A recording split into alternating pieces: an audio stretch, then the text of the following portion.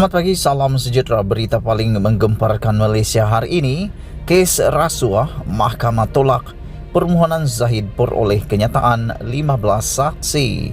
Sebelum kita teruskan isu yang hangat ini, jangan lupa tinggalkan komen anda untuk isu pada kali ini. Tekan butang subscribe untuk mendapatkan ulasan-ulasan terkini daripada channel luar biasa ini. Hari ini diberitakan sekali lagi, Zahid Hamidi gagal di mahkamah dalam permohonan. Berita sepenuhnya, Mahkamah Tinggi di Kuala Lumpur hari ini menolak permohonan bekas Timbalan Perdana Menteri Datuk Seri Dr. Ahmad Zahid Hamidi untuk mendapatkan rakaman kenyataan 15 saksi daripada SPRM dalam kes rasuah beliau membabitkan dana Yayasan Akal Budi. Hakim Datuk Collins Lawrence Quera berkata, Mahkamah perlu mengambil kira polisi dan kepentingan awam dalam memutuskan permohonan itu seperti yang diputuskan oleh Mahkamah Persekutuan dalam kes membabitkan Suruhanjaya Security. Pada pandangan saya, unsur polisi dan kepentingan awam berlanjutan sehingga ke peringkat pembelaan dalam perbicaraan kes jenayah. Saksi atau mereka boleh terdedah kepada intimidasi dan sebagai contoh diugut agar memberikan keterangan yang berbeza daripada yang terdapat dalam rakaman kenyataan. Tindakan membalas dendam mungkin diambil terhadap pendedahan yang dibuat dalam kenyataan terbabit dan perkara ini bukan sesuatu yang tidak berasas. Saksi berpotensi akan menjadi keberatan untuk tampil memberikan kenyataan dan keterangan kerana kerahsiaan adalah tidak terjamin sekaligus menyebabkan berlaku gangguan dalam pentadbiran keadilan, katanya. Beliau juga berkata, Pegawai Penyiasat SPRM Khairuddin Kilau telah meluahkan kebimbangan mengenai sebab kenyataan saksi pendakwaan yang ditawarkan kepada pembelaan tidak sepatutnya diberikan. Khairuddin mendedahkan dalam afidavit beliau bahawa saksi terbabit mempunyai hak istimewa kerana kenyataan terbabit dibuat sepanjang komunikasi rasmi dan secara sulit kepada SPRM, katanya.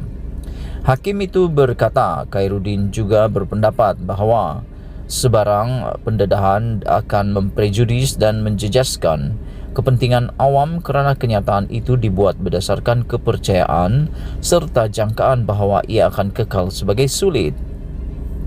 Khairuddin berkata perkara ini akan menyebabkan bakal-bakal saksi keberatan untuk memberikan kenyataan yang boleh mengganggu siasatan pada masa hadapan, katanya.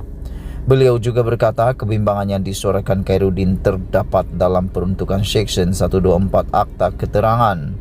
Seksyen 124 menyatakan bahawa tiada pegawai awam boleh dipaksa untuk mendedahkan komunikasi yang dibuat kepadanya secara rasmi, rahsia rasmi apabila beliau beranggapan bahawa kepentingan awam akan terjejas susulan pendedahan itu. Pada 18 Februari lepas, pasukan pembelaan Ahmad Zahid memfailkan permohonan untuk mendapatkan kenyataan saksi terbabit. Antaranya ialah kenyataan Datuk Seri Muhammad Nasir Ahmad Tarmizi yang juga saudara lelaki Ahmad Zahid kerana mendakwa ia penting dan mempunyai kaitan dengan pertuduhan ke-11 yang dihadapi ahli Parlimen Bagan Datuk itu. Pada 24 Januari lepas, Sekira memerintahkan Ahmad Zahid membela diri atas 47 pertuduhan pecah amanah jenayah, rasuah dan pengubahan wang haram, membabitkan dana Yayasan Akal Budi selepas mendapati pendakwaan berjaya membuktikan kes prima facie terhadapnya. Ahmad Zahid mula membela diri pada 13 April lepas dan akan menyambung keterangan pada 23 Mei ini. Sekian isu hangat pagi ini. Jangan lupa tinggalkan komen anda, tekan butang subscribe untuk mendapatkan isu-isu terkini daripada channel ini. Kita jumpa lagi. Bye-bye.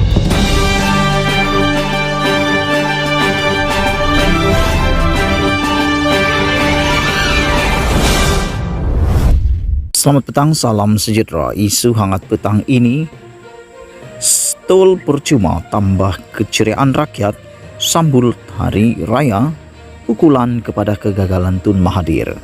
Berita sepenuhnya, sebahagian daripada mereka yang tinggal di ibu kota sekarang ini sudah pun berada di kampung masing-masing untuk menyambut hari raya yang dijangka disambut pada hari Selasa.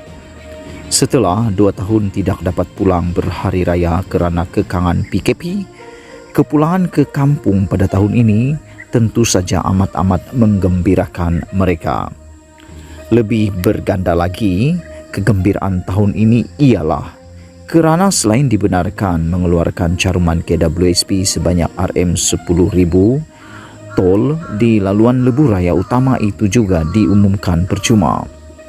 Di samping tol percuma di lebuh raya utama, banyak lebuh raya lain turut memberi potongan sebanyak 50% dan ianya terpakai untuk semua jenis kenderaan. Tol percuma dan diskaun itu berkuat kuasa selama 3 hari sebelum ketibaan hari raya dan 2 hari lagi pada hujung minggu depan ketika mereka mahu kembali ke ibu kota semula. Bagi rakyat kebanyakan, ini adalah hadiah paling menggembirakan untuk hari raya tahun ini. Beberapa saudara mara dan kawan-kawan tidak menyembunyikan kegembiraan mereka dapat pulang ke kampung berhari raya dengan tol percuma pada kali ini. Meskipun ada kesesakan jalan raya, ianya terubat dengan tol percuma itu.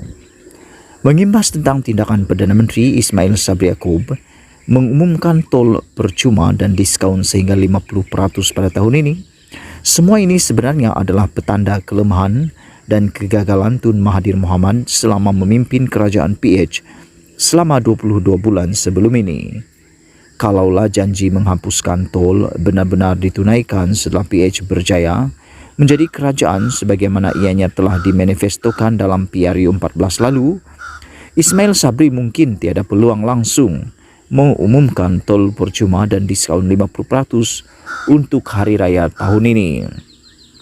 Tetapi disebabkan kegagalan Tun Mahathir itu malah melukakan hati rakyat dengan mengatakan manifesto bukan kitab suci, itulah yang menyebabkan bermulanya penolakan serta bercambahnya kebencian. Apa yang berlaku selebihnya kepada PH dan Tun Mahathir adalah suatu sejarah, tetapi banyak iktibar yang boleh diambil daripadanya. Bayangkan, dapat tol percuma untuk hari raya pun sudah cukup membuatkan rakyat gembira. Apatah lagi jika percuma buat selama-lamanya. Dalam hal ini, di samping pengajarannya ialah jangan main-main dengan janji kepada rakyat. Kita juga jangan sekali bersikap khianat dan tikam kawan sendiri apabila beroleh kuasa. Hari ini dengan apa yang dilakukan Ismail Sabri berkaitan tol itu, tidak dinafikan beliau telah meraih laba politik yang lumayan daripadanya. Di samping merupakan pukulan terhadap kegagalan Tun Mahathir. Ia bukan salah Ismail Sabri kerana sebagai Perdana Menteri yang telah dinamakan UMNO sebagai poster boy bagi menghadapi PRU 15 datang, selain tugasnya ialah memberi kesejahteraan kepada rakyat, beliau juga semestinya akan berbuat sesuatu yang boleh membuatkannya disukai serta menambah undi buat dirinya. Siapa yang tidak mahu kekal lebih lama sebagai Perdana Menteri? Maka turut dipercayai banyak lagi pengumuman yang akan melegakan hati rakyat akan dilakukan Ismail Sabri selepas ini. Semua orang yang jadi Perdana Menteri pasti akan berbuat hal yang sama, kecuali Tun Mahathir dan menteri-menteri kabinet dalam kerajaan PH yang tidak berani berbuat sesuatu untuk memperingatkan Perdana Menteri tentang janji manifesto ketika itu. Ada kawan dalam UMNO berkata, kalau PRU 14 dulu antara sebab yang memenangkan PH ialah janji tol percuma beserta mungkin beberapa sebab yang lain, tol percuma di hari raya yang diumumkan Ismail Sabri tahun ini tidak mustahil menjadikannya mampu kekal lagi sebagai Perdana Menteri. Ditulis oleh Sahbudin Husin. Sekian isu hangat petang ini. Jangan lupa tinggalkan komen anda, sila tekan butang subscribe dan kita jumpa lagi. Bye-bye.